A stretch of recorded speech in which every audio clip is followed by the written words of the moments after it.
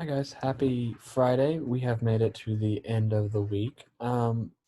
So we are going to be moving on to life in India under the British Empire.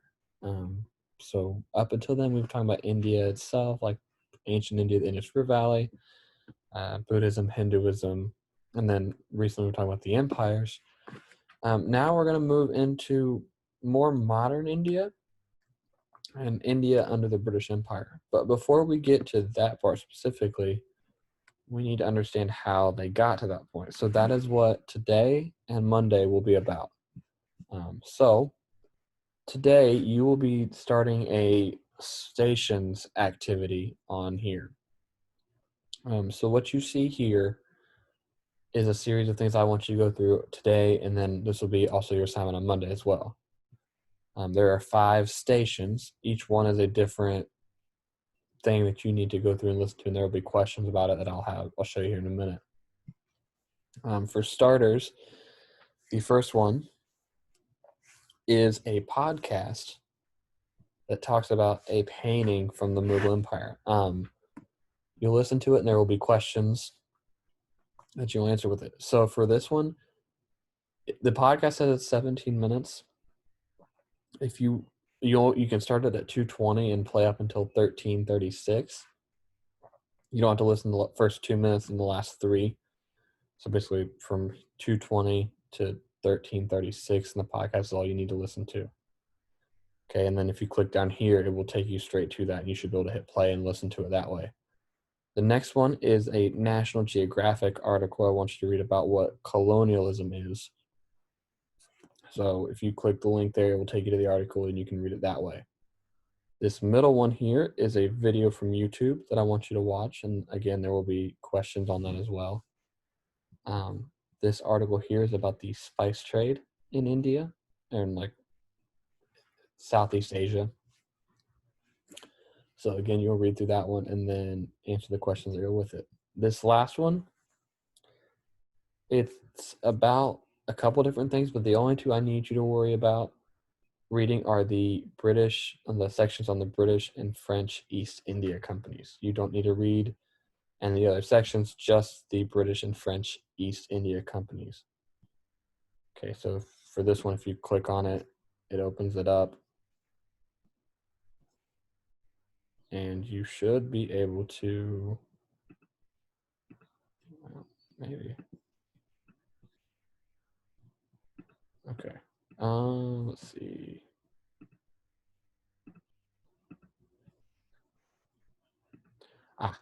Okay.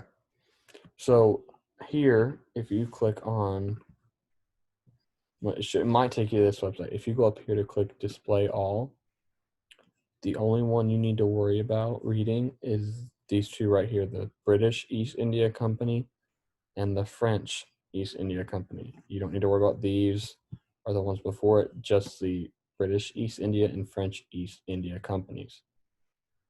Okay. So after you do all of those things, you will be able to work on the questions that are here. I put this part of it here again as well in case you need it. So if we go to preview, I will go through and read the questions for you. So the first 3 are questions from the podcast. This first one, how far east and west did the Mughal Empire stretch? What modern day countries would this be? The second one, use the podcast again. How did the Mughal rulers include Hindus in their government? Okay, and the last one is also from the podcast. How did the British ambassador to the Mughal India describe the king's views on other religions? The next 3 are from the National Geographic article. How does this article define colonialism? How did European powers justify or explain why they should colonize the different parts of the world? And then what were some of the pros and cons of colonialism for native populations? These next 3 are from the YouTube video. What did Queen Elizabeth I sign in 1600 that would change the course of history? How did the author mentioned in the video describe the importance of spices to Europeans? And then the last one for the YouTube video, why is the Sepoy Rebellion of 1857 important to Indian history? Okay, the next two are from the spice trade article. What were some of the things Europeans used spices for? And then why were spices so expensive for Europeans to obtain?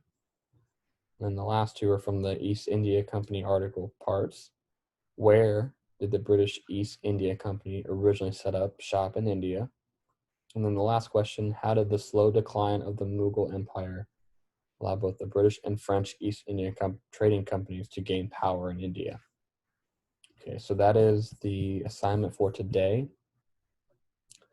Given that there's a lot of reading and listening here, this will also be what you'll be working on Monday as well. So this will be due Monday night at 11:59. Okay, so I'm gonna give you tomorrow, the weekend, and then Monday as well to work on this, given that it's a little longer than normal. Okay, so again, if you have any questions, let me know. And remember too, if you would like to have these things read to you, you can always download the Immersive Reader Chrome extension up that you can get to have it read to you. So if that's something you want or something you need, that is always available for you. If you need me to walk through how to download that for you, I can absolutely do that. Other than that, I have nothing new for you all. I hope you all have a good weekend, and I will see you again on Monday.